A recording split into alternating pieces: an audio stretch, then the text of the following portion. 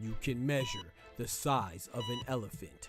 You can clock the speed of a cheetah, but you can't quantify the heart of a kings, queens, and in-betweens. Welcome to Dr. Boxing Talk. Stream starts now. The champ is here! The champ is here! The champ is here! The champ is here! The champ is here! The champ is here! The champ is here! The champ is here!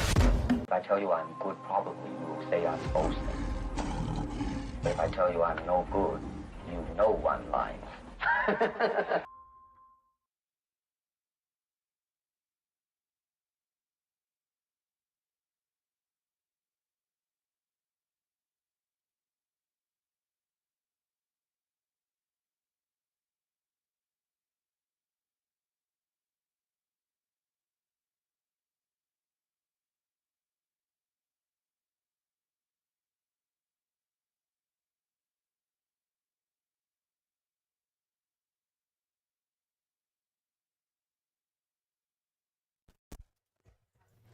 Yo, yo, yo, what it do, what it do, what it do? Hey, they not like us. They not like, hey. What it do, what it do, what it do, man? What's pop with y'all, man? What's good, brothers and sisters? Brethren and sister and kings and queens, hermanos, mi hermanas, ladies and lads, boys and girls, and everything in between. Y'all know what time it is. What time is it? The doctor's in the house, man. What it do, what it do? Yes, sir. Yes, sir. We are here, man. Go check out those videos we just dropped, because you know we're going crazy being active, man. Don't forget to smack that like button if you haven't done so already. That should be the first thing you do when you walk up on here, you know what I'm saying? You dust off your feet, take off your shoes, and smack that like button. If you did smack that like button, smack yourself, then smack that like button. You know what I'm talking about? That's for being unruly. But yeah, let's get right to it, man. Let's hit this roll call. Let's hit this roll call, baby. Let's hit this roll call. Give me a second. Give me a second. Okay, we got my boy Oscar Perez, big member in the building. Yes, sir. We got Ty Morissette, big member in the building. Yes, sir. We got Hyper Spaz. What it do? What it do? What's good, brethren? Please join me, you know what I'm saying, before we get started. Join me and bow your heads to this prayer, man. Dear Heavenly Father, Lord, we thank you for blessing us. We thank you for bringing us into this evening, or wherever we're at, whether it's morning where you at, or afternoon where you at, or evening. We thank you for every moment that you give us, Lord, because no moment is promised, and tomorrow is definitely not promised, but we appreciate you giving us the ability to live for today, and plan for tomorrow, you know, and put our best foot forward. And please just guide us in order to be more patient with others, and also more patient with ourselves. Sometimes we put expectations on ourselves, we set goals, and we are impatient. You know, we don't appreciate the process. We don't stop to appreciate the progress, and we usually get lost in the sauce sometimes, you know. But Lord, let us take the time to breathe, but at the same time not lose focus, stay diligent, stay meticulous, stay thorough, and stay focused as well, and give you all the praise, Lord. We ask you to forgive us for our many sins, and keep us on the right track through everything. And I also want to throw a prayer for those that you know, are not so good right now. You know, I think I just heard of I think Gilbert Arenas' son just was in a car accident, and we know some other people around the world that are hurting and in pain, and my aunt just broke her arm, so please give them a swift recovery. And everybody else is hurting, Lord, please grant them wellness and health, spiritually, mentally, physically, financially, emotionally, and everything in between. In Jesus' name, amen. Amen, amen, man. Oscar said, the coup from the ring had me rolling today. Wait, what happened? What happened? Oh, yeah. That dude was tripping. Yeah, man. They be, hey, bro, people be talking on the internet, dog. I swear the internet be so funny, man. The internet is hilarious, bro. People just be talking about anything for any reason. It could be, bro, you could do anything and people would just flip it into something negative, man. Hyper Spaz was good. Amen, my brother. Amen, Hyper Spaz. I didn't give you your horn, you know what I'm saying? My bad. But yeah, man, so let's get right to it, man. I stumbled upon a video today. Well, I was, you know, doing my rounds on the internet, looking for some stories that I thought were interesting that I could bring to y'all and bring to y'all's attention. And I didn't realize that MJ Akhmadaliev, he may be going through a episode of karma. He might be getting might be getting recompense for Stephen Fulton. I did not know. I was not aware that years ago, I'm talking about years ago now, before Errol Spence and Terrence Crawford even fought, if I'm not mistaken, before Fulton and Inoue even fought, Fulton was trying to fight MJ Akhmadaliev. Let me say that again. Fulton was trying to fight MJ Akhmadaliev. What? I did not know that. But you know, like I told y'all, man, I was always into boxing. But once I started streaming and creating my own boxing channel, which is a little bit over a year now, that's when I got into, you know, watching like more interviews and being hip to the reasons why fights happen or don't happen. You know, I wasn't really into that stuff. I was just more so a fan of the sport, a fan of who's boxing, who's fighting, and going to fights with the homies and stuff like that. But I never really got into like, oh, the politics of boxing or why this person's not fighting this person or this person ducked this person. But I want to show y'all something, man. This is according to Stephen Fulton's one of his trainers, Wahid. He claims that MJ Akhmadaliev wasn't returning phone calls. You know, like I said, this is a long time ago, but I just thought that was interesting, man. I was like, dang, if he ain't returning phone calls, it's funny that he was avoiding Stephen Fulton, a guy that Naoya Inoue beat, but which that part doesn't matter. But it's like, hold on, you talk about people avoided you, and you've avoided people too. It just seems a little hypocritical. You know, the hypocrisy is real. I'm still with MJ Akhmadaliev because while this fight wasn't a fight that was ordered, you know, that's why you get you don't get as much pressure from me because the fight was never ordered. MJ Akhmadaliev was indeed ordered to fight Naoya Inoue. He was never ordered to fight Stephen Fulton, so that's different, you know. But I just thought this was interesting, man.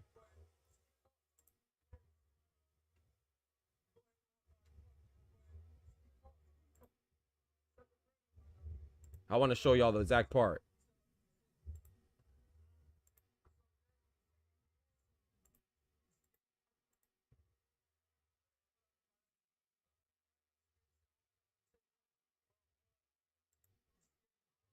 Here you go right here, chat.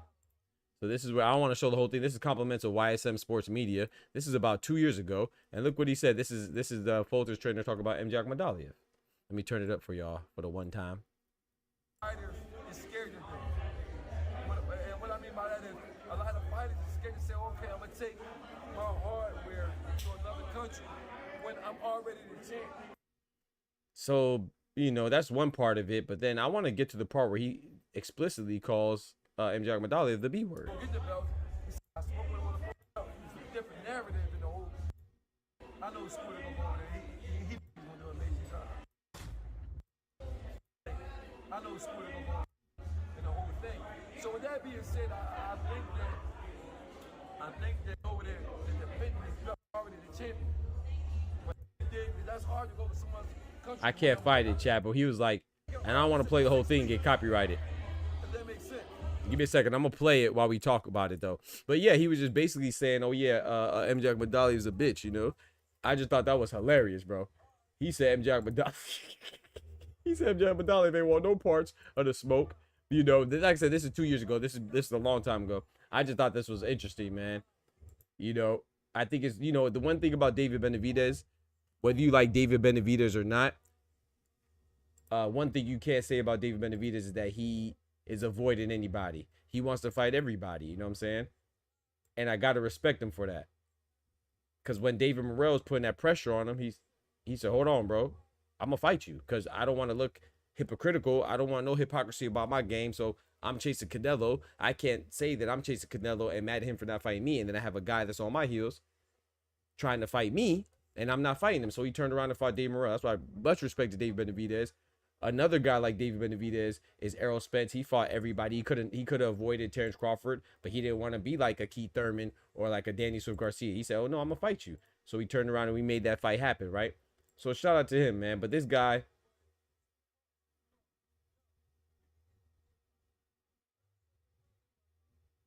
here we go right here. So he this is not the part where he says he's a B word. I can't get the whole thing. But anyway, the point is that he basically said that he was calling MJ Akmadali if they kept pushing him to the side, till eventually they just stopped answering the phone. Listen. If we can get an MJ fight, set the Brandon fight up. At 26, I'm going to go ahead and move Brandon out the way at 26 and go back down at 22. He said I'm about to make a statement. And as I go back down at 22, I'm going to move up to 30. And this is 2 years ago. So this man, Stephen Fulton been about that life. You know that he's talking about moving up to 130 now to fight O'Shaquie Foster possibly. So it's not really a shocker, you know. So a lot of these things that we see that may seem brand new, it's not really brand new, man. But so I don't know why they didn't fight, you know. Like I said, this is a long time ago, but I just thought that was interesting, you know, is that sometimes, you know, karma's a B word, you know what I'm saying? And apparently, according to trainer Wahid, you know, it's not just karma that's a B word. MJ Akmadali might be a B word. Nigga, you's a bitch. And shout out to MJ Akmadali though, man. I still think that he should get his opportunity because he's been ordered by the WBA to fight Naoya Inoue for some years now, about 2 years now, you know, about a year and a half now. He's been ordered twice, so I want that fight to happen, and it seems like it's gonna happen, man. You know, it seems like with the video I just dropped earlier today and the interview I watched earlier today, Naoya Inoue disclosed his next 3 fights. And he said after he fights Cardenas and beats him in May, right, which is around the corner a couple weeks from now, in September, he plans on fighting MJ Akmadali. So salute to MJ Akmadali and salute to Naoya Inoue for finally getting it done. And if he beats MJ Akmadali, he's talking about going up to featherweight. And who's he going to fight? That'll be that boy Nick Reckenball in December, man. So that's another good move. And then he said he's going to cap it all off with the Junto Nakatani fight in 2026. And you can't be mad at that, man. The Monster Inoue is doing his thing, but I think Monster Inoue will turn into a monster that's in the way. You see what I did there? Monster Inoue will be monster in the way because I think Junto Nakatani is the monster slayer, and I think he's going to drop bombs on him. And I think that at the end of the night, Junto going to look down and Naoya like this. You got knocked the fuck out, man. Give me my goddamn money. That's just my prediction, man. I think Naoya Inoue beats everybody from 122 to 115. I think he beats Nick Ball as well as 126. But I think Junto Nakatani, man, that's my guy. That's my pick. I think Junto Nakatani beats everybody from 115 to 122, including Naoya Inoue and including Bam Rodriguez at 115. The only part that I'm interested in, I'm uncertain of, is I wonder if Naoya Inoue indeed plans to fighting them in that order, right? MJ Akmadali at 122, then moving up to 126 in December. I wonder if that's true in fighting Nick Ball at 126 and fights Junto Nakatani next year. I feel like something just bit me. I wonder if the Junto Nakatani fight next year will be at, is he going to force Junto Nakatani to go up to 126 and meet him up there? Or is he going to come back down to 122 and Junto Nakatani meet him at 122? Because you know Junto Nakatani right now, he's at 118 and he plans on having a unification fight with what's his name, with Ryosuke Nishida, who is the IBF champion at 118 right now, you know. So that's a great fight that I'm looking forward to because 118, the bantamweight division, has 4 champions that are undefeated, right? The WBC champion is obviously Junto Nakatani. The IBF champion is Ryosuke Nishida, both undefeated. The The WBA champion is Seiya Susumi, undefeated. He got the belt from Naoya Inoue's brother, Takuma Inoue. And the WBO champion is Yoshiki Takei, undefeated, and he came from kickboxing, man. So I think that they need to get some straightening out there. They need to determine who is the best, and the best way to determine who's the best is if they fight each other in unification. So that's what they're doing. So big salute to Junto, big salute to Ryusuke Nishida. They're the first ones to step up, and that's going to happen this year. I just wonder if Junto Nakatani is going to fight Naoya Inoue at 122, or are they going to fight at a catch weight between 126 and 122, or will Naoya Inoue do some real gangster stuff and meet him down at 118? I don't think he will. I don't think he'll go back down that far. I think the most likely scenario is that, you know, if Naoya Inoue goes up to 126 for Nick Ball, and if he beats him, he comes back down to 122, and then Junto Nakatani will move up from 118 to 122. They meet in the middle, man, and get it popping in Japan for an all Japanese showdown. I think that would be fire. I said I think that would be fire. Yes, sir. Shout out to my guy Boxer 2-4 in the building. Big member in the building, boxing with 2-4. Yes, sir. He said, stop the cap. Nishida gonna take on 2 of Japan's most wanted. Stop it. He think Nishida's gonna beat Naoya Inoue, and he gonna beat Junto Nakatani. Fake news. If you out here getting fake vagina over your fake jury, reality is reality. Come on, man. You know that's fake news, man. You know they ain't messing with Junto, man. Stop playing, man. Don't forget to smack that like button if you haven't done so already. I don't know why I gotta say that so much, man. Y'all smack that like button, man. As soon as you enter the channel, man. Y'all better stop playing with me, man. I'm gonna start keeping track of who ain't smacking that like button, you know. Smack that like button. My mods, hey, please say that sometimes periodically throughout the show. You know what I'm saying? Remind cats to smack that like button, because sometimes they be blind, deaf, and dumb. They be Helen Keller in the chat. You know what I'm talking about? But yeah, man. So yeah, that's it for that news right there, man. I just want to notate that, you know, and put that out there.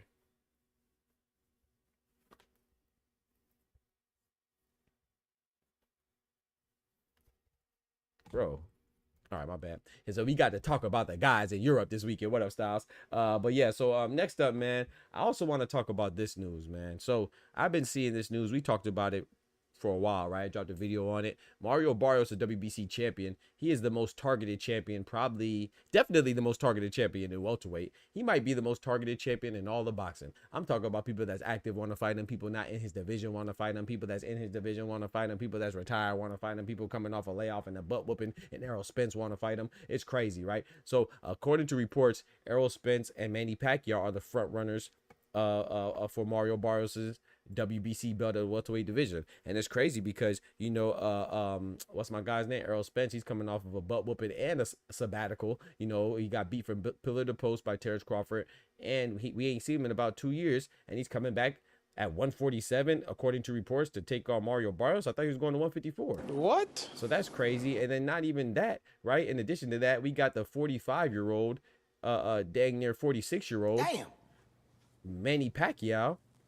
Talk about he's coming out of semi-retirement to fight Mario Barrios, and I think it's crazy. But the news is, and I dropped this a little while ago, but it seems to be confirmed that Manny Pacquiao is actually coming back to fight Barrios. You know, the only thing that's holding him up from an official announcement right now is the fact that he's currently involved in a race for the Senate, I believe, in his home country of Philippines. You know, he's always running for politics and stuff like that politically, so he's doing his thing. But after that, he plans on announcing the fight with him and Barrios. And I'm not mad at this fight because Manny Pacquiao is a legend, man. That's one of my favorite fighters. But I am mad at this fight because I think Manny Pacquiao is falling victim to the same thing that we see so many great fighters fall to. The fact that they just fight too long, man. You fight too long, way past not even your prime. Forget your prime. You fight past the point where you're able to defend yourself effectively. You know what I'm saying? So when I say I don't want to see Pacquiao fight again, it's not because I'm hating on Pacquiao. He's one of my favorite fighters.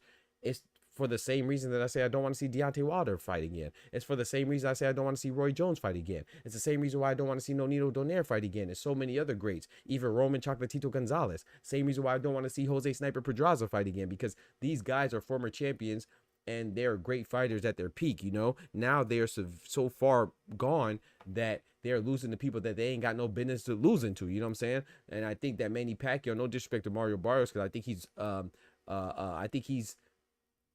think people severely underrate Mario Barrios. I feel like they far too often disrespect him. Do I think Mario Barrios is the best champion? No. but he is a champion. Do I think that he's the best champion at 147? Also no, but he still is a champion. So you got to respect him as such. And he does have good wins on his resume, you know. Beating your Dennis Ugas after beating Pacquiao was good. You know, he just beat, what's his name? Fabian Maidana. That's not bad. And then he had a draw with Abel Ramos, where he was dominating the first 4 rounds. And I don't know what happened. Maybe he short-circuited or something went in his eye, but that fight severely changed. But Mario Barrios is a good fighter. And with that said, I think Mario Barrios beats Pacquiao. You know, Manny Pacquiao just had an exhibition with a guy named Ampo, who's not even a boxer, and he arguably lost that. You know, if you could lose exhibitions, he definitely lost that, right? And Manny Pacquiao, he's just a shell of himself, man. So I think Mario Barrios is gonna I don't know if he'll retire him because Manny Pacquiao's still fighting, right? Mike Tyson's still fighting. Oliver McCall's still fighting. Shannon Briggs is 53 years old, talking about he's coming back. Vladimir Klitschko is talking about he's coming back. So, you know, these older fighters, it seems like that's the move right now. And if Manny Pacquiao wants to do it, then I wish him the best. But I think Mario Barrios is gonna win. And but shout out to Mario Barrios, man. He's going for the bag. So if he wants to get a big payday and then go fight Brian Norman or go fight Jerome Boutinnis, I'm cool with it. You know, I don't like this fight, but at the same time too, boxing is a business, and if he wants to get a big payday and then have a unification, I'm not mad at that. However, if he fights Manny Pacquiao, beats Manny Pacquiao, then he fights another nonsensical fight, I am going to be upset. Not upset like I ain't going to be throwing nothing out the window or be gangbanging on Mario Barrios, but I will be, you know, I would think it's about time to consider stripping him. You know what I'm saying? I think that, you know, he's been, I'm not going to say babysitting the belt. I'm not going to go that far because he is fighting. But, you know, it's time for him to get a meaningful fight. He hasn't been in a meaningful fight in a little while, in my opinion. So it would be nice to see him in a meaningful fight. And I'll give him the Pacquiao, you know, because Pacquiao is a legendary fighter. And Pacquiao does come with a lucrative price tag, you know, a large price tag. And it's going to be a lucrative deal, I'd assume. Probably more money than he could make with any of the other champions currently right now, because 147-pound division is a pretty slim division, right? Pretty shallow division. So I don't blame him for that. But then after this, bro, you got to get it popping, man. You got to get it popping, brother. You got to go fight either Brian Norman Jr. or Jerome Boutinnis or something, or at least a #1 contender like a Shakram Giyashev. I know that's not your sanctioning body because Mario Barrios is WBC. And the Shakram Giyashev is #1 in the WBA. But you get what I'm saying. Fight a highly ranked contender. Do something, bro. You got to give me something so I could defend you a little bit, you know, because this is just, I don't know, man. It's inexcusable. But, well, it's not inexcusable, like I said, for the money. But at the same time, it's like, hold on, bro. You know, you looking a little shaky, baby. Shout out to my guy, Everything by John. What's good? He said, my guy, salute. What you think about the Truck versus Jaheed Tucker coming up in June? I think that's a good one, man. Lorenzo Truck. Yeah, man. I like that one, man. Lorenzo Truck, Samson versus, Simpson versus Jai Tucker. I think that's a good fight, man, if it's true. Yo, my guy Kendrick in the building, big member in the building. He said 2 fights from the ER is crazy. James Daly in the building. What's good? My Aussie brother said Pacquiao 2 fights from welterweight undisputed. Stop it. Stop it. You better stop it, James. Know your fucking place, trash. That is true. I love Pacquiao, man. It's a legend in the game. Shout out to Pacquiao, but 2 fights from undisputed is crazy. If Pacquiao comes back and he gets Barrios, let's say hypothetically he beats Barrios, then he beats Brian Norman and he beats Jerome Boutinnis, I ain't gonna lie, I'll stop watching boxing, bro, because that'd be crazy. I mean, that'd be dope. I'm gonna celebrate it, but that'd be crazy, bro. No way. Stop it, bro. Ray B in the building. What's good, brethren? Big salute, man. Salutations. Fight Lab Analytics in the building, man. Long time no see, my brother. What's good, bro? He said, what's up, everyone? Hope all is well. Yes, sir. Everything is good, man. Everything is cooking and good looking. You know what I'm talking about? We juking. You feel me? Shout out to the Florida boys. Floridians know about that song. But yeah, man, I think that'd be crazy. Hey, if he doesn't, let him do it. But I don't think he gets past Barrios. But you know, shout out to Manny Pacquiao, man. He's a legend in the game. I'm not gonna be one of those guys that says, or you know, or like the girls that say it too, like, oh, Manny Pacquiao, he doesn't deserve a title shot. What are you, crazy? Of course he deserves a title shot. He's a legend, bro. He deserves whatever he could get if he comes back. You know what I'm saying? It's like Floyd. If Floyd wants a title shot and he comes back, he deserves it. If, I don't know, give me another legend coming back.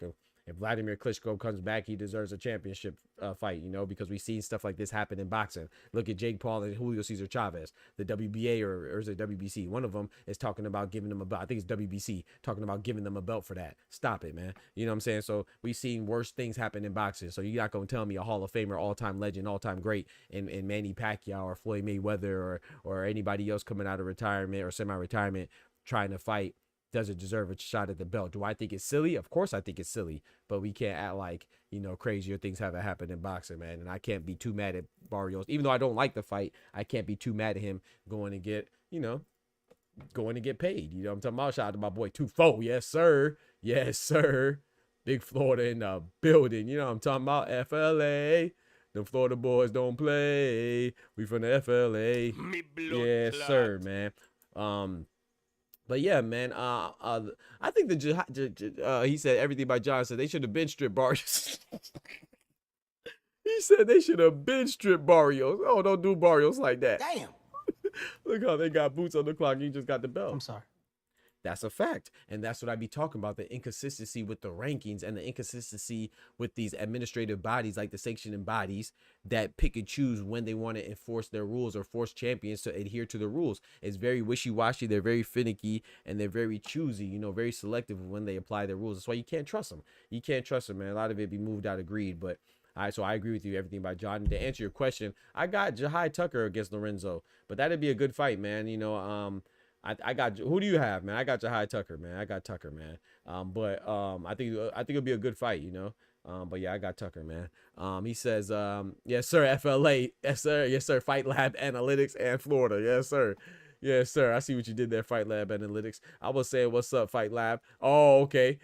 Also, shout out to Florida. Yes, sir. Yes, sir. Shout out to Florida, man. If Pac-Man gets undisputed, I stop watching boxing because that'll be a true. I ain't gonna lie. I have to stop watching boxing too because that'd be crazy, bro. Yeah, that'd be crazy. But shout out to Florida. You know what I'm talking about? Shout out to Florida, man. One time for Florida, man. Drop the bombs on the floor, Florida, man. But yeah, that'd be ridiculous, man. And I'm not saying I hate it. I'm not saying that. I'm just saying that I'd be so disappointed in whoever let that happen. I'm talking about the champs. I'll be disappointed in Barrios if he loses to Pacquiao, this iteration of Pacquiao. Because I can't defend that, you know, because I be telling people all the time that Mario Barrios is a good fighter. You can't be good if you come and lose to Manny Pacquiao, who just struggled in the exhibition with a non-boxer. You can't be good. But, you know, if Brian Norman Jr. and Boots lose to Manny Pacquiao, I ain't gonna lie, man, that'd be crazy. I can't even defend that. So, but yeah, man, Manny Pacquiao, whatever Manny Pacquiao does, I like him.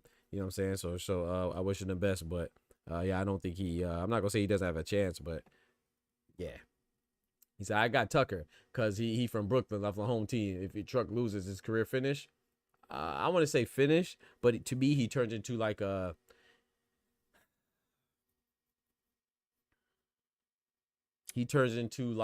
no disrespect, but he turns into like a Jason Rosario. You know, I think he turned into like a Banana Rosario type of fighter. He turned into like a who's fighting this week, a Thomas Lamana type of fighter who's fighting Jamal Charlo. He turned into one of those guys that's like used as a confidence builder or a tune up or a rebound fight. You know, I think so. But I mean, but either way, if Tucker loses, it's not a bad loss. If Samson loses, if Lorenzo loses, it's not a bad loss. So, but yeah, I think that will be how that loss would be treated though, because doesn't Tucker have one loss already, and then Samson, how many losses? I think he has what, 3 losses? No, not 3 losses. Sorry, he has 2 losses already, right? Simpson, I keep calling him Samson.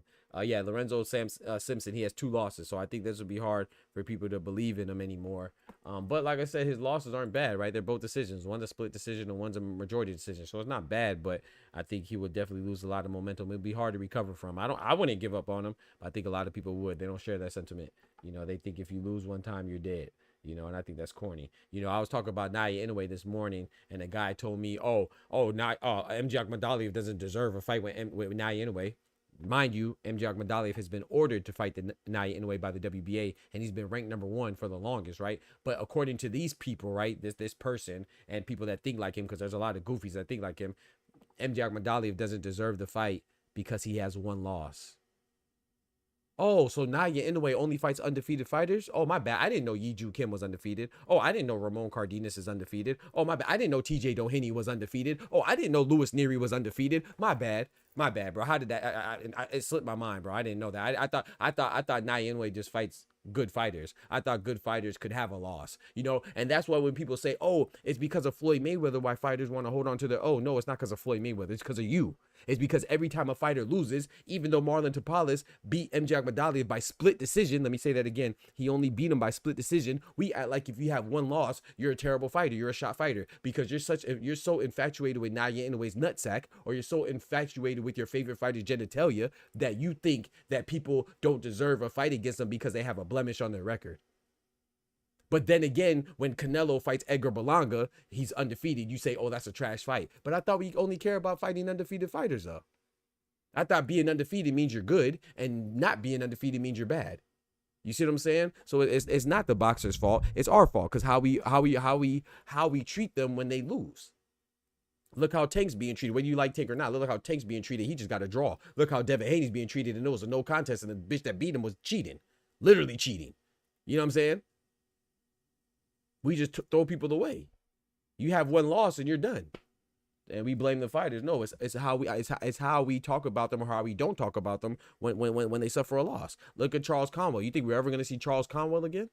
He had a split decision loss this weekend against Garcia Perez. You think we're going to see Charles Conwell again? I mean, you tell me. We'll see. We'll see. You know what I'm talking about? I'm still looking forward to seeing guys like Charles Conwell. I'm still interested in seeing guys like Tim Tszyu or Israel Madrimov or who else just lost recently that was undefeated or whatever. You know, I'm still interested in seeing a lot of fighters that lose, bro. I don't think you losing. Stephen Fulton, I was so happy that he bounced back. You know what I'm saying? After he lost a night anyway, now he's a champion again. But people throw you away if you have one loss. I'm interested in Rolly Romero and Ryan Garcia. Both them bitches lost. Neither one of them are undefeated. Matter of fact, they lost to the same person, didn't they?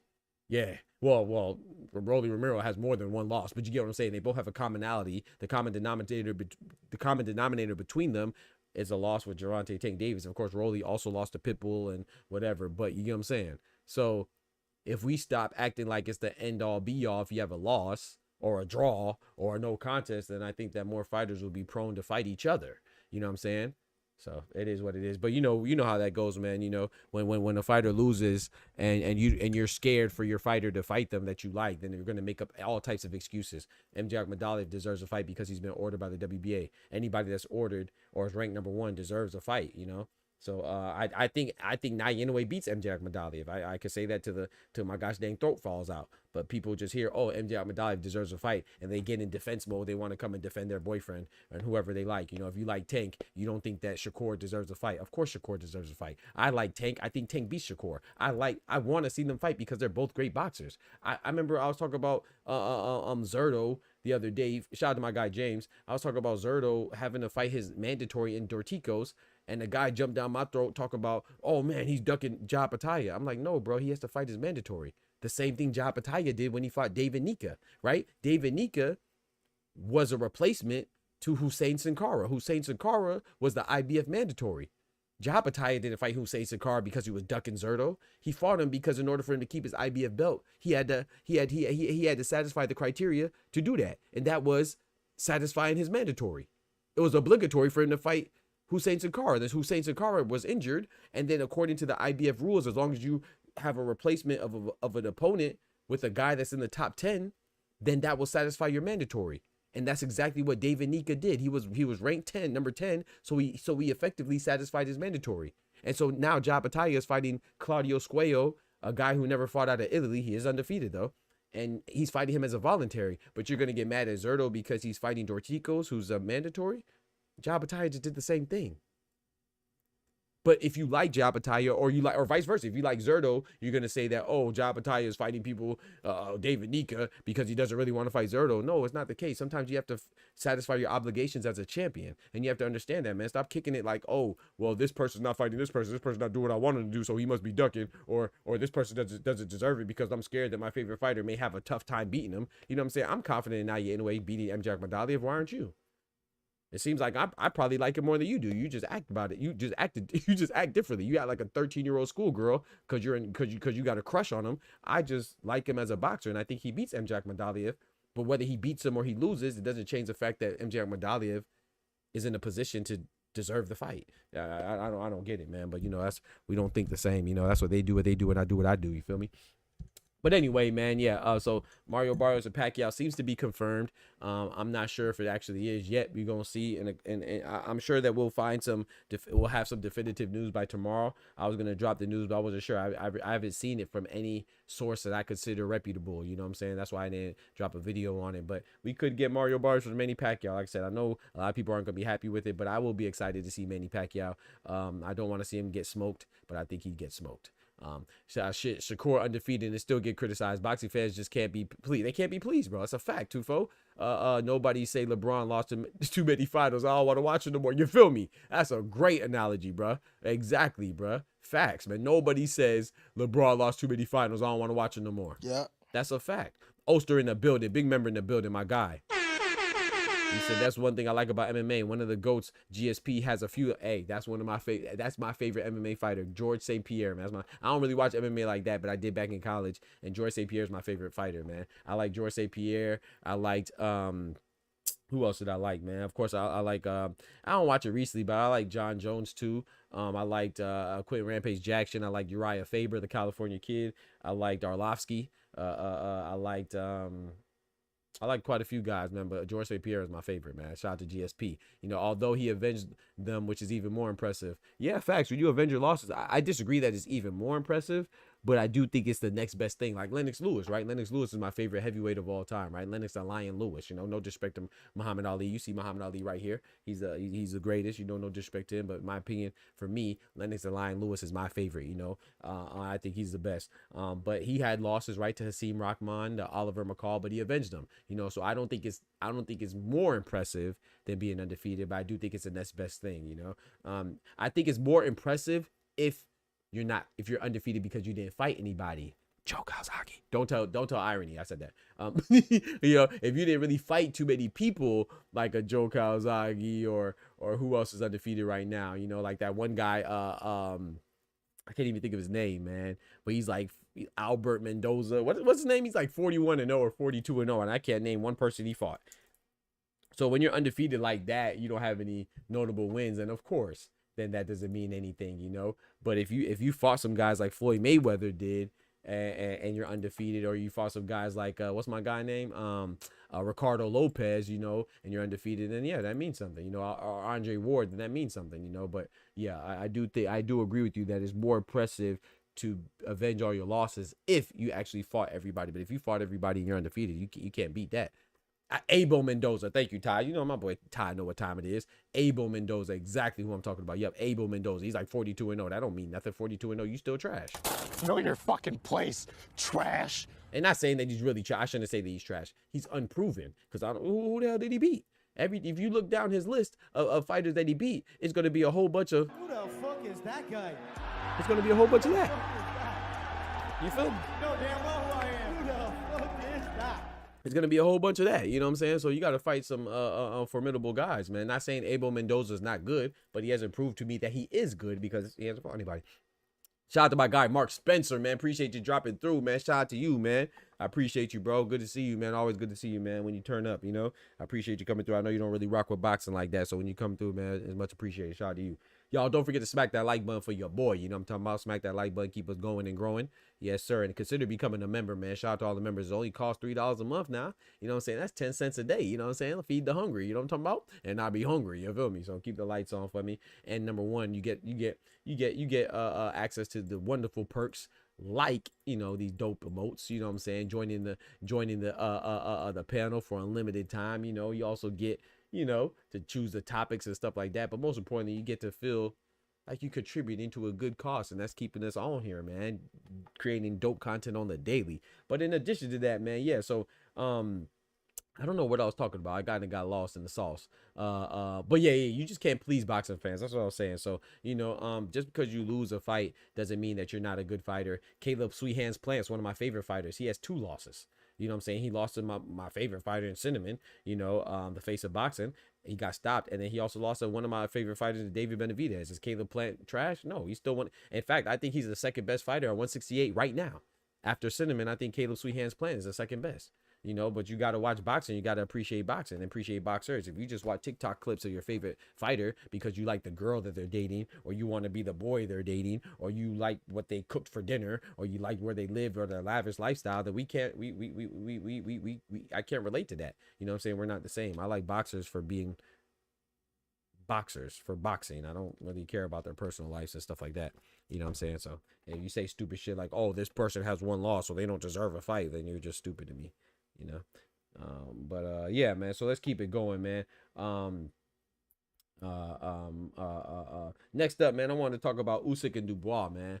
Usyk and Dubois, bro. Shout out to Alexander Usyk. Shout out to Daniel Dubois, man. They are, you know, I dropped this news last week, literally more than a week ago, right? That Daniel Dubois and Alexander Usyk will be having their rematch, you know, and their rematch will be for undisputed at heavyweight. We'll get another undisputed champion at the heavyweight division, man. You know, their first fight with Alexander Usyk and Daniel Dubois was surrounded with by controversy, right? We had the infamous low blow that wasn't so low, according to some people. You know, it's ultimately up to the referee's discretion. He determined that it wasn't low. I'm cool. If you watch boxing enough, you've seen calls that are missed.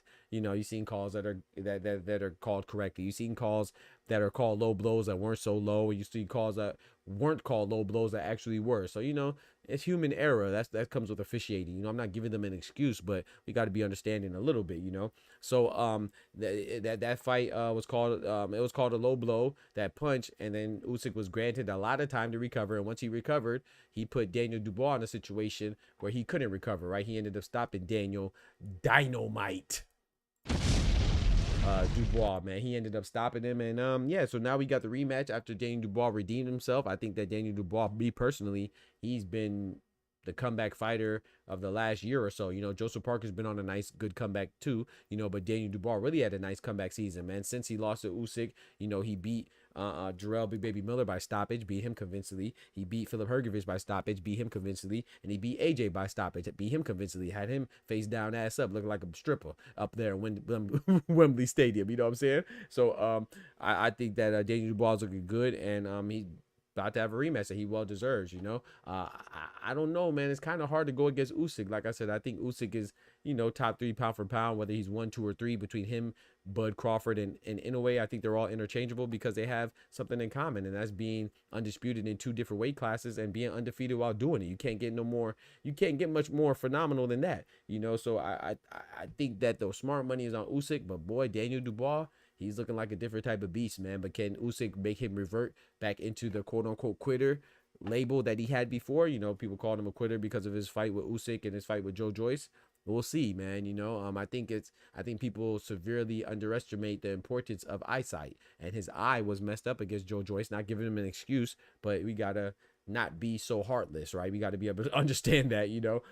And then Usyk, he just lost. You know, I feel like he never recovered from being disappointed that knockdown wasn't called, and I feel like his morale was depleted, and he just was never recovered from that. And Usyk, you can't put yourself in a bad mental state and you fight a guy like Usyk. So, you know, we'll see about this rematch. The rematch is actually in Wembley in London, you know what I'm saying, and it's on July 19th. So, you know, we dropped a video on it, like I said, over a week ago, so now it's official. Let's get it. I'm excited for this fight, man. I think this is the best fight in the heavyweight division right now, so we're getting it. I'm going with Usyk, man, but I think Daniel Dynamite Dubois definitely has a chance. He's a young bull. He's looking like a different type of animal, and I wouldn't be mad whoever comes out victorious, you know. But I think, me personally, I think Usyk's gonna win. Yeah, man, I'm looking forward to it, man. And then the winner of that, will give Joseph Parker a chance, because a lot of people thinking that Daniel Dubois or Alexander Usyk's ducking Joseph Parker. Like, Daniel Dubois, especially Alexander Usyk, is ducking Joseph Parker. Like, I know Joseph Parker been on a nice streak, but it's the same Joseph Parker that lost to Dylan White. Same Joseph Parker that lost to Anthony Joshua. Same Joseph Parker that got stopped by Joe Joyce, just like Daniel Dubois did. So, you know, I'm not saying that he's, he definitely seemed like he improved, but I wouldn't say that anybody is ducking him. You know what I'm saying? I just don't think Joseph Parker is a guy to duck. I do think he's a good fighter, though, but I don't think he's a guy to duck, man. So I'm looking forward to this fight. You know, I'm picking Usyk because, you know, he's fighting in the UK. And what's the UK stand for? Not United Kingdom. It stands for Usyk Kingdom, because he is undefeated. He's undefeated, period, but he's definitely undefeated and undisturbed by these UK fighters, man. He runs UK. I feel like he's the Baba Yaga of UK. When they tell stories of the boogeyman to the little kids about cleaning up their room and cleaning under the bed, or the boogeyman's going to get them, they talking about Usyk. Usyk is just terrorizing the UK fighters. So I got Usyk again, but I think it's going to be very interesting, man. Very interesting. Shout out to my guy, Oscar. He says it's Triple D from the UK. If the answer is yes, we know who's winning. That's a fact. He going to have Dubois there, like, fight back. Get him up. Let him get up. Let him get up. Let him get up. Fight back, man. Fight back. Nah, man, I can't say that, man. I think Daniel Dubois is going to put up a good fight, though. I just think Usyk is he's just, you know, he's just gonna show his superiority. You know, I think, but hey, man, like I said, I'm not mad at. Hey, Dubois could stop him now. Dubois definitely could stop him, man. It's gonna be a good fight, man. So we'll see how it goes, man. Shout out to my guy Oscar, man. Switching topics, let's visit what Oscar said. He said, "Y'all seen Eubank Jr. talking about pain, man." I want to go to that right now. Let's go to that, man. That was gonna transition to the next topic anyway. The next topic is Eubank and Conor Ben's. Hey, that was emotional, bro. You know what I'm saying? I ain't crying nothing, but that touched your young brother's heart. You know what I'm saying? That warmed the brother's heart. That warmed my heart, man. Shout out to you, Bank, man. I'm telling you, bro, I love his energy during this entire build up. I love his energy during the press conference. I just love his energy, man. And the fact that he is like I said, whether it's authentic, whether it's genuine or not, the fact that for me, he's like the knight in shining armor, man. He's like holding down the sanctity and the purity and integrity of boxing, man. He's representing, you know, what it is to be a clean athlete, to not cheat, to be respectful both in and out of the ring. You know what I'm saying? To be aware of what goes into your body and be conscientious and considerate when it comes to the potential damage you can inflict on your opponent, man. If you have PEDs in your system, bro, fighters get hurt all the time, bro. You know, not all the time like every fight, but they get hurt often enough to where they could to where you should be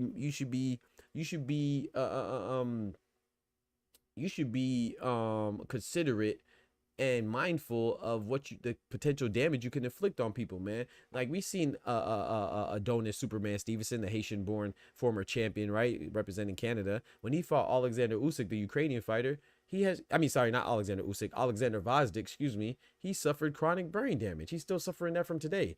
Vazdik wasn't on PEDs. Well, I mean, he didn't fail the test, right? So he wasn't on PEDs. You could still get hurt, right? We just seen Seiya Susumi when he beat Anaguchi, not this past year, but last year in December 2023. Anaguchi was put into a coma and he passed away after that. He was 23 years old. There was no PEDs involved. So when you have PEDs and when you put PEDs in your system, you know, and you don't prove that you're innocent of unintentional consumption or unintentional ingestion, then it's like, bro, you just disregarding somebody's welfare, bro, and that's not right. You know what I'm saying? So shout out to Chris Eubank, and you know, I just love his energy, man. And shout out to Oscar when he's talking about Chris Eubank talking about pain, man. That was touching, bro. I'm not gonna lie. You know what I'm saying? Bro, dropped a tear out my eye, bro. He was like, yo, you talk about pain from a weight cut. I'll tell you, pain is when, you know, my brother died and I have to raise his son, and his son and my nephew is asking me when I pick him up from school if my daddy gonna come pick him up. You know what I'm saying? And I can relate to that, not because my brother passed, you know what I'm saying, shout out to my brother, but you know, he's not in the best of places, you know what I'm saying? And his, you know, I remember one time, man, that jump almost made me break down because his kids, you know, this is a long time ago now, my nieces and nephews from my brother, they were like, man, they said, Uncle, I wish you were my dad. That just tore me up, bro. Because, well, you gotta understand, my older brother is somebody I used to look up to. But then, you know, when things happen with people, you know, when you get caught up in drugs and stuff like that, it changes people, man. They forget about their responsibilities and they forget who they are entirely. You know what I'm saying? So when he said that, I was like, dang, man, that was tough. And he was just saying, you know, my father called me a disgrace the other day. He said, I haven't talked to my father, a guy that I looked up to in years. That's pain. Yeah, man, Chris Eubank is he's on fire right now, bro. It's so crazy. I didn't care about this fight at all. And then now I'm watching it, man. Chris Eubank is he pulling me in, bro. I ain't gonna lie, I'm invested. I mean, he was just going in, man. And no disrespect to Conor Ben, like I said, everybody makes mistakes, you know. People might think, oh, it's not that deep or hurting your fighter, but you got to think of it. It is deep, you know. Life, you never know what can happen in life, man. You could be riding your bike and somebody could hit you with a car, you know what I'm saying? You could be driving down and that be your last drive, you know what I'm saying? So you just got to try to put your best foot forward at all times, you know. And sometimes we all make mistakes, but you know, I just think that you know, even with Chris Eubank's gesture of paying the fighters that were involved in his training camp and that were on the original card when it was originally supposed to take place initially before Conor Ben popped dirty and it got canceled, you know.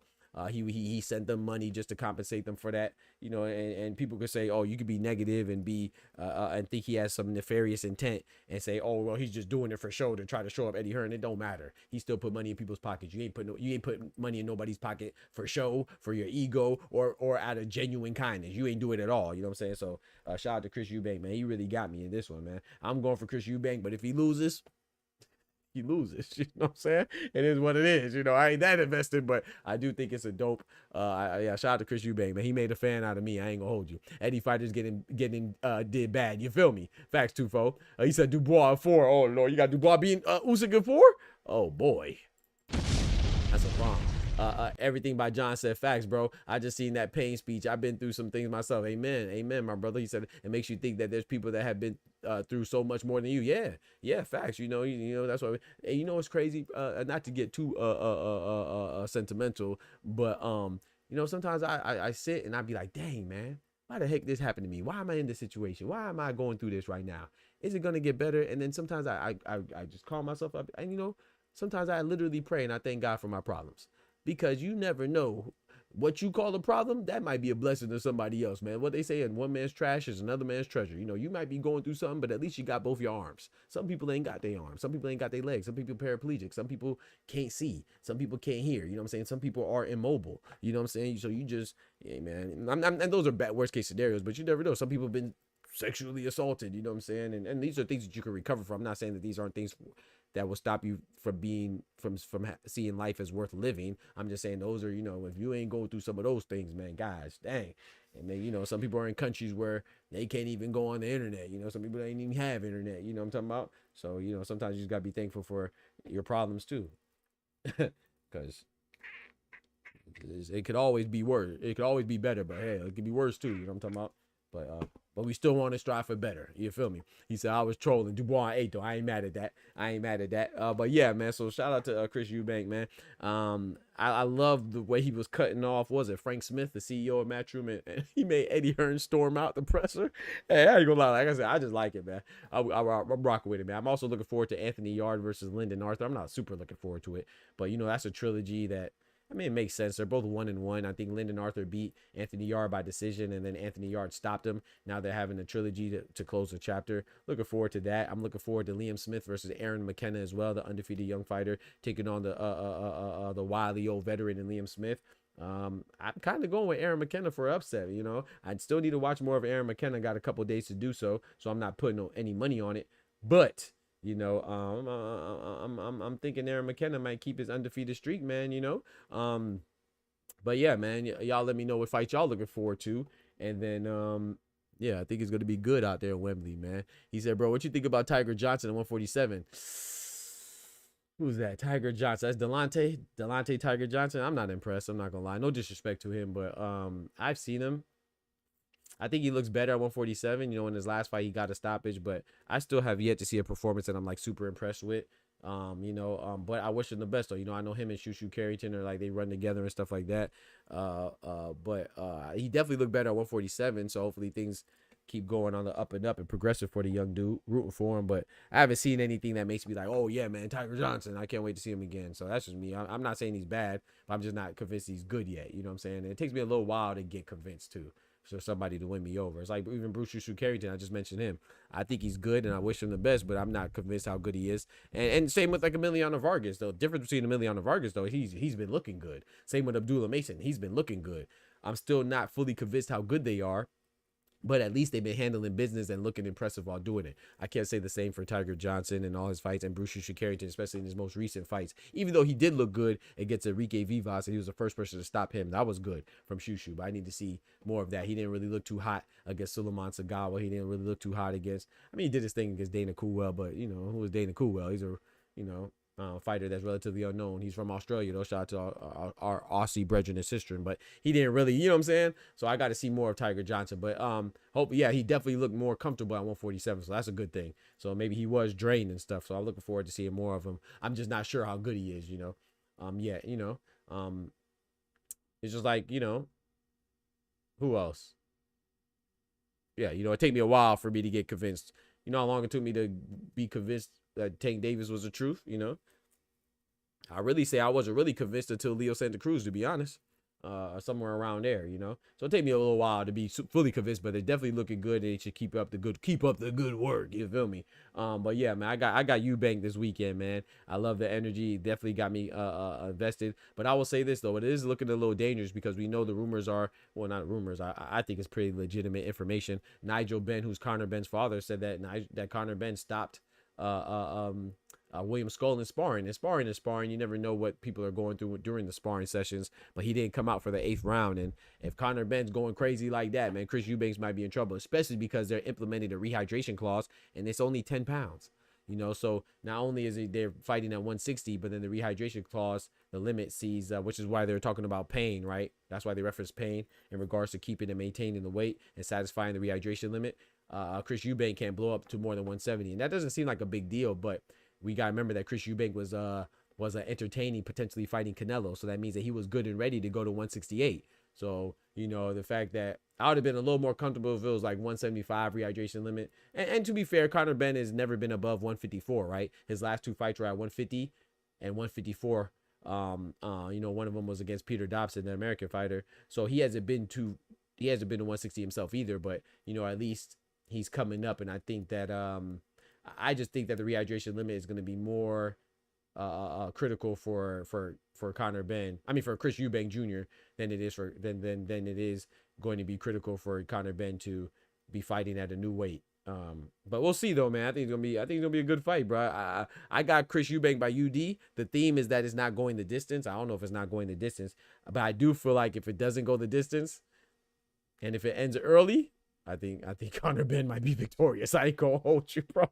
If it ends, I ain't gonna lie. If it ends by 5 or under, I think Conor Benn probably won. I'm not gonna lie to you. I just don't see Chris Eubank getting Conor Benn up out of there that quickly. I can see him stopping it like a towel stoppage, you know what I'm saying, corner stoppage or whatever, like by like 10 or something like that, or 9. But I just can't see Chris Eubank stopping Conor Benn under 5. And if it ends under 5, then I think Conor Benn won. I'm not gonna lie. He said Eubanks by late stoppage. Yeah, that's why. Yeah, I can see a late stoppage. Shout out to Thomas. I can see a late stoppage. I just can't see a early stoppage from Eubank. Shout out to my guy, man. Everything ready for that moment strikes every time I hit the platform. Yes, sir. Shout out to Rose Sparks at DBT. Yes, sir. Shout out to you, bro. I appreciate you, man. He said that CBS fight. Look at, hey, that CBS for hey. Chris Billiam-Smith and Brandon Glanton. I'm looking forward to that. Bro, Brandon Glanton. I got to show y'all this, man. Just in case y'all didn't see the press conference, bro. Brandon Glanton, he's turning up, man. He got me interested in that, too. He was talking trash to Chris Billiam-Smith. He was talking trash to gosh dang C4 Clark, you know, Shavon Clark, the Jamaican badman, you know, or should I say former badman, because he just lost, right? He lost his last fight, so people threw him away as well. You know how that goes. But anyway, let me show y'all real quick, man. This junk had me rolling, bro. This man, Brandon Glanton's called. Yo, that joke was too funny, bro. Y'all gotta check this out. Hold on, man. Let me see. Bro, listen to what this man says, dog. Hopefully I don't get copyrighted for showing this. I shouldn't, right? It's on Twitter. Should be fair game. Check out what Brandon Glanton says. Very disrespectful. Obviously, everyone knows I was there in support of Okoli, helping him get ready for the fight. Would have been in the fight myself and had it upset, but yeah, it's helping him get ready. And he's a For those of you who don't know, that's Chris Billiam-Smith. Chris Billiam-Smith, aka CBS, is a cruiserweight fight between him and Brandon Glanton. I just, in appreciation for the fight itself. That's Aaron McKenna, who will be fighting Liam Smith, and that's Vidal Riley. He'll be fighting C4 Clark, I think, Shavon Clark. You know, I wanted to congratulate him for having the opportunity. There was no malice, there was no attitude, no problems. Just wanted to congratulate him for making it to that stage where I want to be.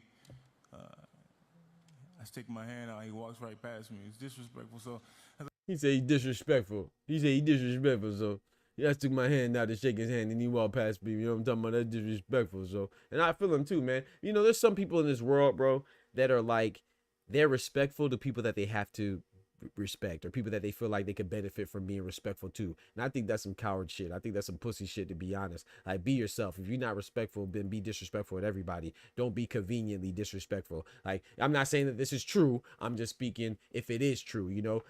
Some people are smug like that. Like, if you aren't somebody that they feel it benefits them to be kind to or respectful to, they won't be. You know what I'm saying? I think that's a trash personality, man. So if that is true, that's weak as hell. But let's keep it going. As I said in the interviews, you know, we're men before we're fighters, right? And he is a father before he's a fighter. So your son has a bitch as a father. Bro, I don't think you realize how funny this is, bro. Bro, I was crying laughing. This man, Brandon Glanton, said, you know, he's a father before he's a fighter. Chris Billion Smith shaking his head like, yeah, I approve that message. And then he said, but your son has a bitch as a father. That just had me crying. You wasn't expecting that. Listen, let me run that back, chat. Listen, bro. Your son has a bitch as a father. Look at his face. He couldn't help but laugh because he knew he got him. You know, we're men before we're Oh, fighters, my right? goodness. And he is a father before he's a fighter. So your son has a bitch as a father. That just had me crying. I ain't gonna lie, I wasn't expecting that, bro. He got me with that one. I said, oh yeah, Brandon Glanton tried to take home the show, man. He tried to steal the show, bro. I'm not saying he's gonna beat Chris Billiam Smith, because Chris Billiam Smith is a former champion. But when he said that, bro, he said, yeah, he's a father before he's a fighter. But then he said, but he's a bitch before that. Nigga, you's a bitch. That just had me crying, bro. I was rolling. But yeah, man, I think this fight is going to be good, man. You know, Chris Billiam Smith is a former WBO champion, right? He lost his belt to Zerto when they unified, right, between the WBA and the WBO champion. It saw the English champion, former English, or the former English champion in Chris Billiam Smith lose his belt to the Mexican champion in Gilberto Zerto Ramirez. So this is a good fight, man. Brandon Glanton, if he wins, he's going to shake up the cruiserweight division. If CBS wins, he already stated that he wants to target, you know, a rematch with Zerto or potentially go after Ja Bataya's IBF belt, you know, and Ring Magazine belt. So we'll see how it goes, man. Like I said, this weekend is going to be good. I'm looking forward to it. And yeah, y'all let me know what y'all think about that, man. You know, good A, mates. You know, I'm talking about across the pond, man. Yeah, this fight's looking good, man. I think Brandon Glanton's gonna come with it, and if CBS wins, he definitely earned it. He gonna have to earn this one. And if Brandon Glanton wins, the way he's been talking, he gonna have to earn it too. So it's gonna be good, man. I love it, man. So we shall see. He said, man, Nigel Benn said he stopped him, and I said, come here, my little boy. You did so good and kiss him. And I'm not saying this bad, but he could have worded it better. The man can't get. No, did he? He said he kissed him, bro. That's crazy.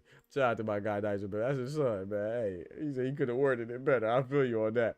But yeah, last up, man, I want to transition into another press conference, and this was a press conference that was on the little cheaper side, less expensive side, and that was the Caleb Plant versus Caleb Plant versus Rosendez fight that's coming up, you know, and then Charlo versus Jamal Charlo, that is, versus Thomas Lamana. They had a press conference, a virtual press conference, and I'm not gonna lie, man.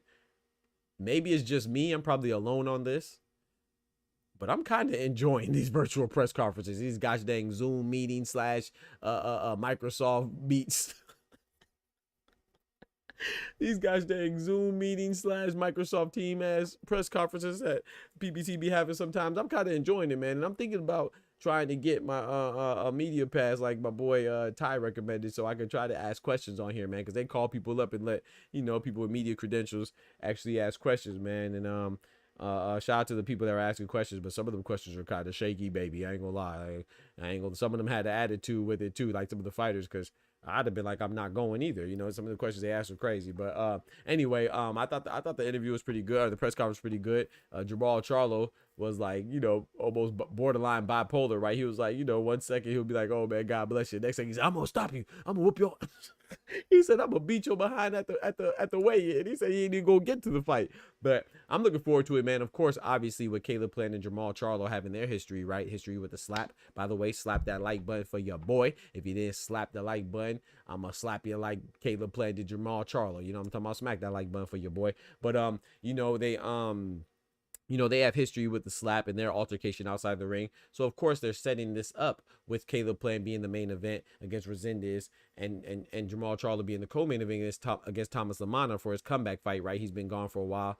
They're going to set this up to where the winner, assuming it's Caleb Plant, and the winner, assuming it's Jamal Charlo, they both win, then they'll have a showdown with each other, right? That's how it works a lot of time in boxing. When they have two fighters in the same division that are somewhat rivals or have some type of history, they put them on the same card against different opponents, and if they both win, they match them up later on down the road. So I definitely foresee this happening in the future. Jamal Charlo, Big Charlo going against Caleb Sweethand's Plant. I think that's a great fight, man. I do think Caleb Plant's going to beat Rosendez, especially when he disclosed that Resendez is a former sparring partner of his. That doesn't mean that you're going to beat the sparring partner, but it does mean that you have some type of familiarity with him. And Caleb Plant has definitely been in the ring with higher caliber opponents, you know, most notably Saul Canelo Alvarez, Old Cinnamon, and David Benavidez. So, you know, granted, he lost to those two, but he does have wins against Jose Uzcategui. That's a great win. And Anthony Durrell. Those are two former champions right there. So Caleb Plant is definitely the more seasoned fighter. I have no reason to go against him. So I got, you know, and he's one of my favorite fighters. So I got Caleb Sweet Hands Plant winning. And I have Jamal Charlo getting back on track. You know, hopefully he gets over his mental health situation that he's going through, that sees him, that saw him being out of the ring for a while. You know, we wish him the best. And yeah, I think he has a good fight on his hands with Thomas Lamana, because Thomas Lamana was talking trash. He got into it with Jamal Charlo, then he got into it with Caleb Plant. He was just getting into it with everybody, man. But shout out to Thomas Lamana, Thomas Cornflake Lamana, man. He was like, hold on, bro, I'm not going. Y'all talk about, oh, Caleb Plant and Jamal Charlo. He said, we not doing that. We not doing that. You not gonna overlook me. He got to beat me first and stuff like that. So he was about that life, man. He was standing on business. So I appreciated the energy. I thought it was good, man. But I do have Jamal Charlo beating Thomas Cornflake Lamana. I do have Sweet Hands Plant beating his former sparring partner Resendez. Shout out to my guy George, the last Patriot. What it do, bro? But yeah, man. So I think that we have some good fight cards coming up, bro. Mario Barrios, Pacquiao talked about that. Plant Resendez talked about that. Eubank and Ben talked about that. Yeah, so I pretty much hit up all my topics, man. So he said I got Ben by Mickey. You got Conor Ben? Hey, I'm not mad at that, man. I'm not mad at that at all, bro. I am not mad at that. Don't forget to smack those like buttons on the channel, man. Not just on this video, but also go check the videos that were dropped before as well, man. You know, I dropped a couple videos today, man. Go like those videos, check them out. We drop news, all types of things, man. News, stories, all types of stuff, man. So go check it out. You know what I'm saying? But yeah, man, I think we got some good fights, man. I think we got some good fights coming up, and I'm looking forward to it, man. I think we all should. So now the other fight that I want to talk about as well is you know, this whole Shiraz and Berlanga and Shakur and Zepeda thing, man. I think it's kind of crazy. But I don't, like I said, I still maintain I don't mind it. I honestly don't mind it. You know, of course, people are going to mind it because egos and stuff like that. People, you know, fans of the fighters get trash talk, grounds for trash talk, you know, but I don't care if a fighter that I want to see is on the prelims or the main event, bro. As long as the fight that I want to see is there, and it's a good card. It's definitely not going to stroke the egos of Zepeda or Shakur, but it's a good card. I could care less if they're first on the bill or last on the bill. So, but at the same time, it is it is blatantly disrespectful, in my opinion, to have Hamza Shiraz and Edgar Berlanga headline over Shakur Stevenson and William Zepeda. Here you go. Oh shit. Yeah, I'm tired of that. It was so disrespectful. I think it's disrespectful, man.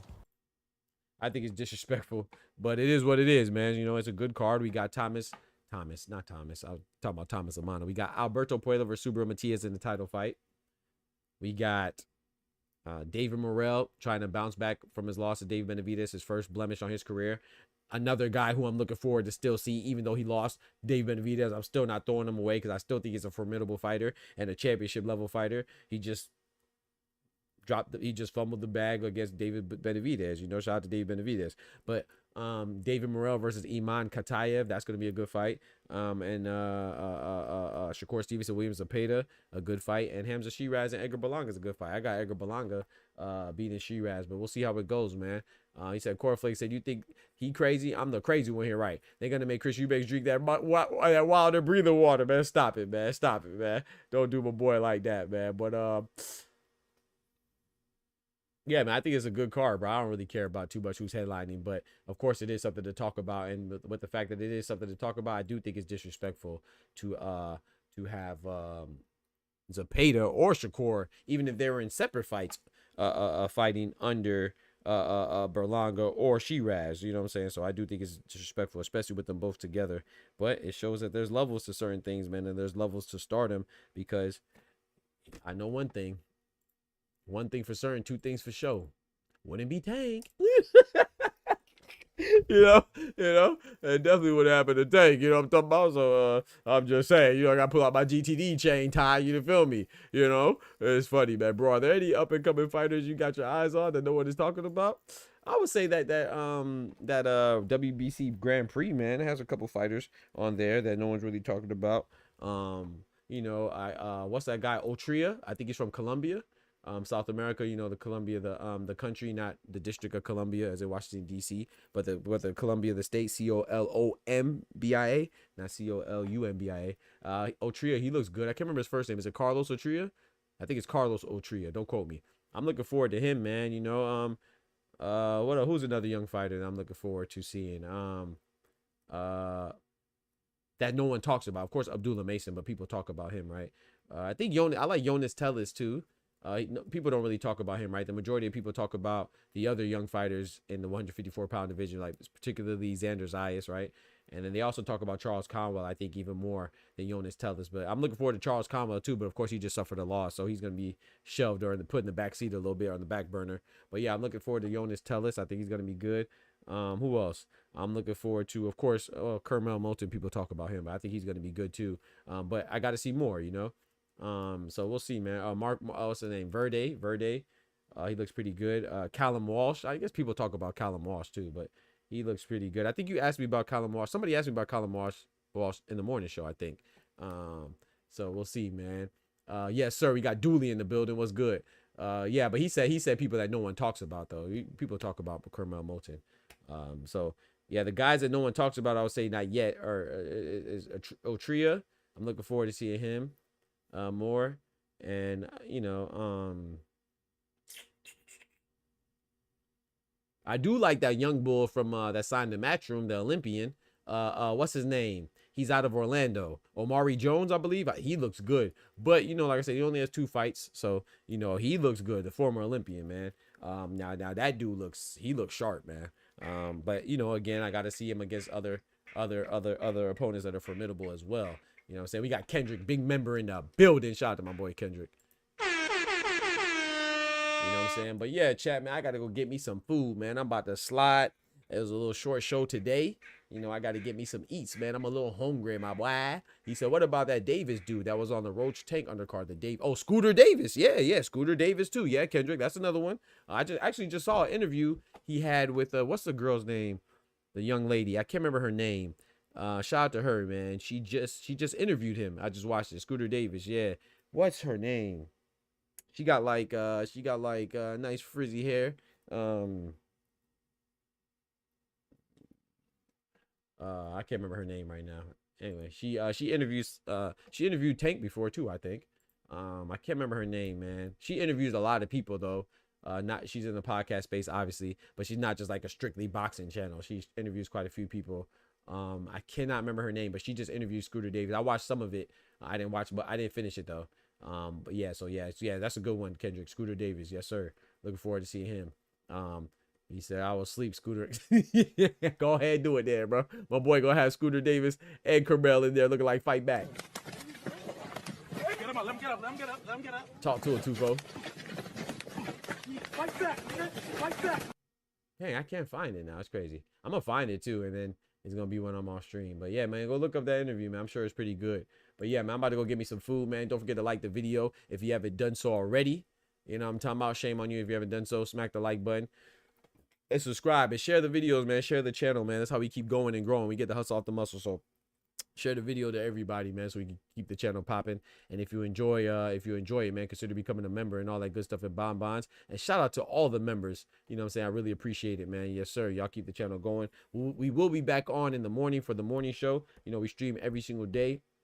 Monday through Friday, we do 2 shows per day. The morning show at 8 a.m. Eastern Standard Time, then the late show at 7 p.m. Eastern Standard Time. Then, of course, we do the live commentary for all the boxing fights. And then Sunday, we do a brief recap, you know. So we gets it in around here, man. And we drop videos throughout the day. So we'll see how it goes, man. Sending Omari to the gulag. I'm asleep. If Ryan and Carter lose, they will have a title eliminator for the WBC. My sources is fake news. No, that don't sound fake to me. That sounds pretty real because that's what the WBC does. They do crazy stuff like that. You know, I wouldn't put it past them, Oscar, you know, because in my opinion, I don't even know how the hell they're ranked so high in the 147-pound division anyway. You know, Conor Ben and Ryan Garcia both cheated and they back and then they ranked high. But it is what it is, man. Boxing politics, or more appropriately, boxing politics, man. But yeah, man, y'all be easy. Take care of yourselves. Don't forget to smack that like button. But most importantly, remember, with God, we can do anything. Without God, we're nothing. The doctor's out. Peace. Yes, sir. From the hood to college, both worlds they had to meet.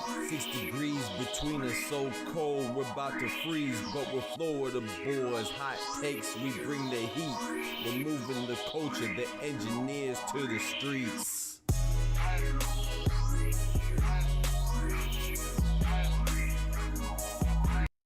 Hey, shout out to my guy, man. Excuse me. Almost had to sneeze. Shout out to my guy, Oscar, man. Always coming through, man. Showing some love in the super chat. Dropping the graffiti on the chat walls with that bread, that cheese, that butter.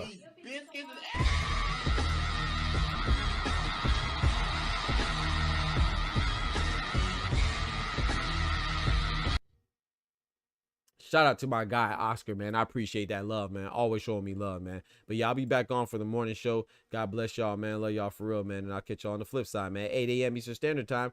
Good Lord willing. Let's get it. The doctor's out. Peace.